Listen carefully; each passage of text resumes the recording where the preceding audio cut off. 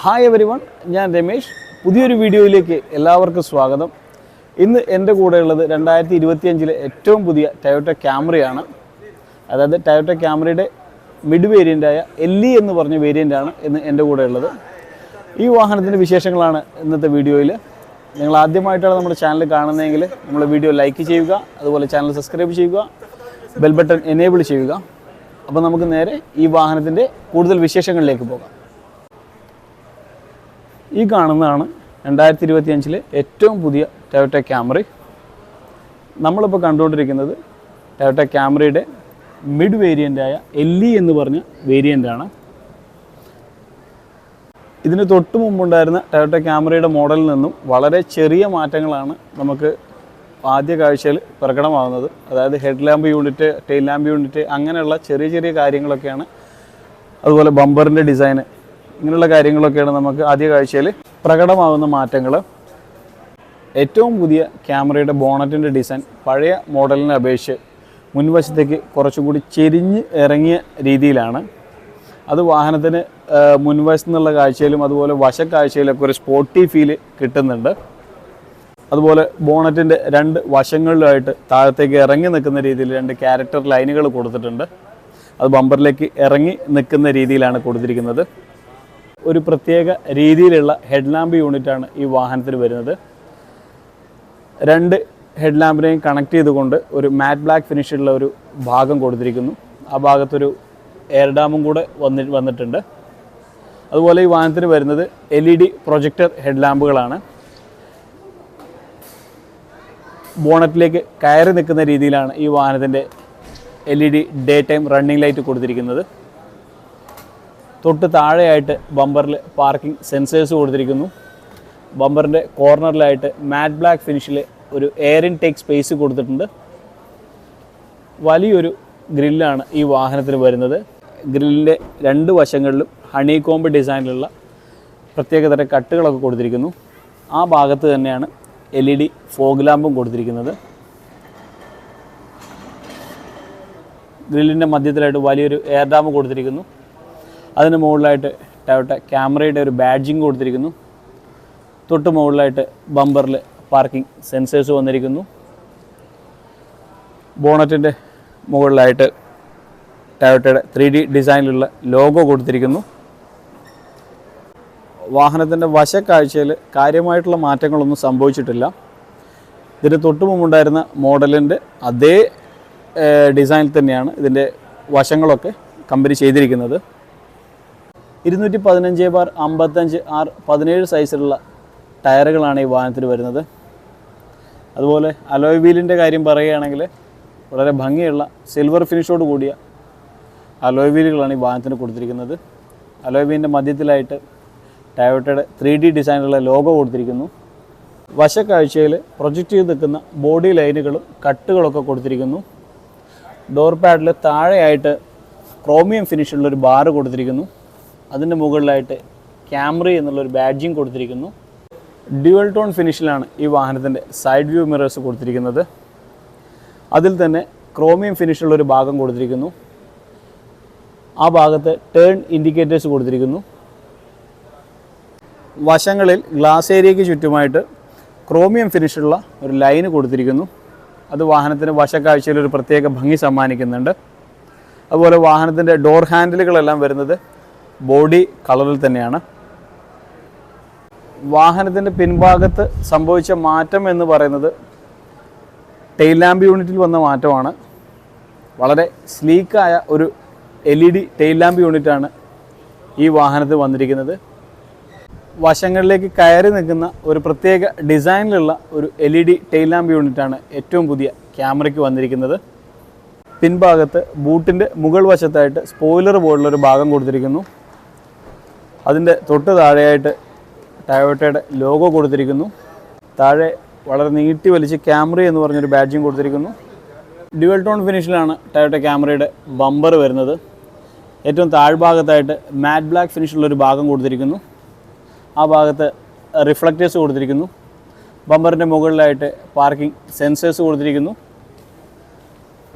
ഇടതുവശത്തായിട്ട് LE എന്നുള്ളൊരു badging കൊടുത്തിരിക്കുന്നു. അത് ഈ വാഹനത്തിൻ്റെ വേരിയൻറ്റിനെ സൂചിപ്പിക്കുന്നു. ഈ ഭാഗത്ത് മധ്യത്തിലായിട്ട് റിവേഴ്സ് ക്യാമറ കൊടുത്തിരിക്കുന്നു. ടെയിൽ ലാമ്പ് യൂണിറ്റിൽ വന്ന മാറ്റമല്ലാതെ കാര്യമായിട്ടുള്ള മാറ്റങ്ങളൊന്നും പുറകുവശത്തും സംഭവിച്ചിട്ടില്ല.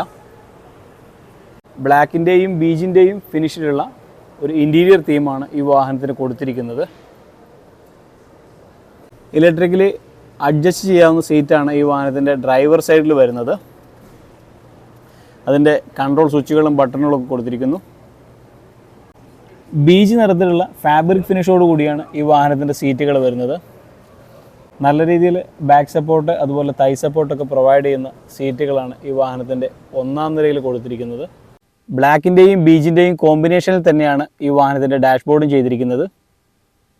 മാറ്റ് ബ്ലാക്ക് ഫിനിഷിലുള്ള ലെതർ റാപ്പിഡ് സ്റ്റിയറിംഗ് വീലാണ് ഈ വാഹനത്തിന് വരുന്നത്. സ്റ്റിയറിംഗിൻ്റെ മധ്യത്തിലായിട്ട് ടയോട്ടയുടെ 3D ലോഗോ കൊടുത്തിരിക്കുന്നു. അതുപോലെ എല്ലാവിധ കൺട്രോൾ സ്വിച്ചുകളും കൊടുത്തിരിക്കുന്നു. സെൻട്രൽ കൺസോളിലേക്ക് വരുമ്പോൾ ഒരു 10 ഇഞ്ച് ഇൻഫോർടൈൻമെൻറ്റ് സിസ്റ്റമാണ് ഈ വാഹനത്തിന് വരുന്നത്. വളരെ സ്ലീക്കായ ലെങ്തിയായ ഒരു AC വെൻ്റ് ഡിസൈനാണ് ഈ വാഹനത്തിൻ്റെ ഡാഷ്ബോർഡിൽ കൊടുത്തിരിക്കുന്നത്. അത് സെൻട്രൽ കൺസോളിലെ ഇൻഫോർടൈൻമെൻറ്റ് സിസ്റ്റം ഇരിക്കുന്ന ഈ ഒരു ഭാഗത്ത് വരെ എത്തി നിൽക്കുന്നു.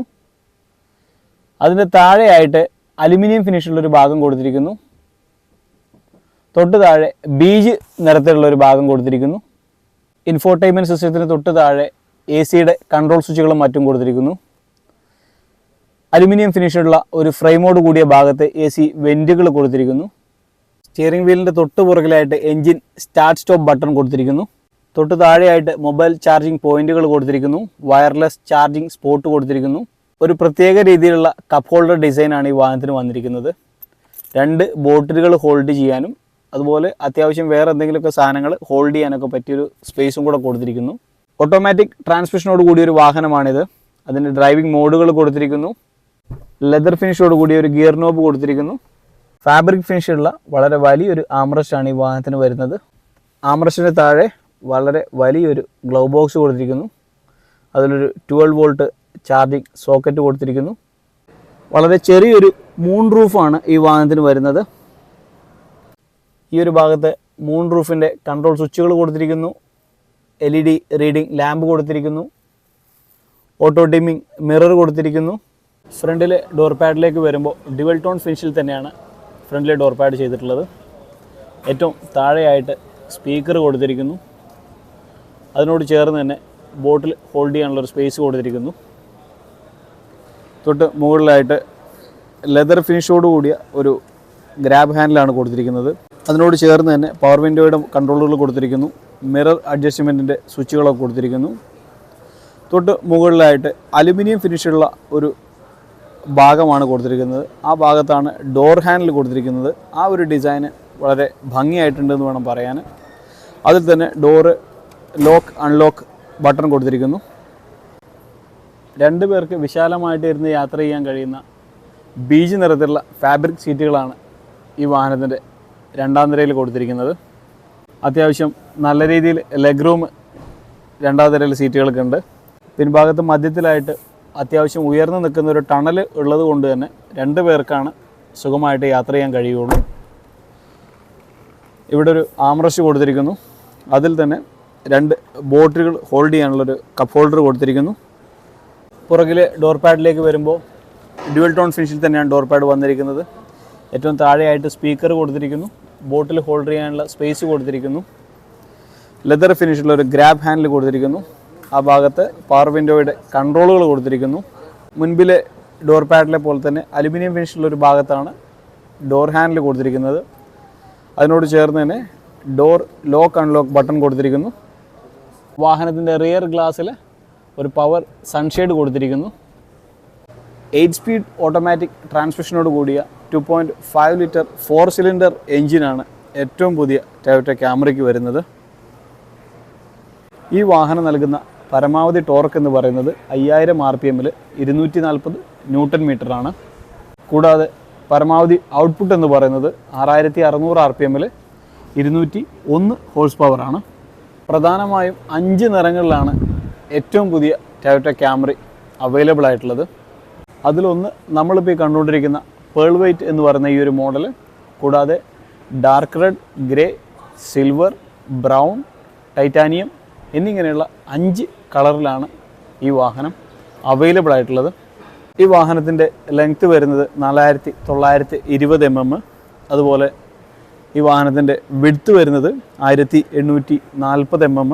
കൂടാതെ ഹൈറ്റ് വരുന്നത് 1445 mm ആണ്. ഏറ്റവും പുതിയ ടൊയോട്ട ക്യാമറയ്ക്ക് കമ്പനി അവകാശപ്പെടുന്ന മൈലേജ് 17.2 km/L ആണ്.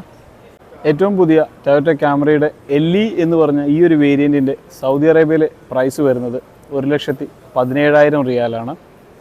ഇത്രയൊക്കെയാണ് ഏറ്റവും പുതിയ ടൊയോട്ട ക്യാമറയുടെ വിശേഷങ്ങൾ. നിങ്ങൾക്ക് വീഡിയോ ഇഷ്ടമായി എന്ന് കരുതുന്നു. വീഡിയോ ഇഷ്ടപ്പെട്ട് കഴിഞ്ഞാൽ നമ്മുടെ വീഡിയോ ലൈക്ക് ചെയ്യുക, ചാനൽ സബ്സ്ക്രൈബ് ചെയ്യുക, അതുപോലെ ബെൽ ബട്ടൺ എനേബിൾ ചെയ്യുക. പുതിയൊരു വീഡിയോയുമായിട്ട് വീണ്ടും കാണാം.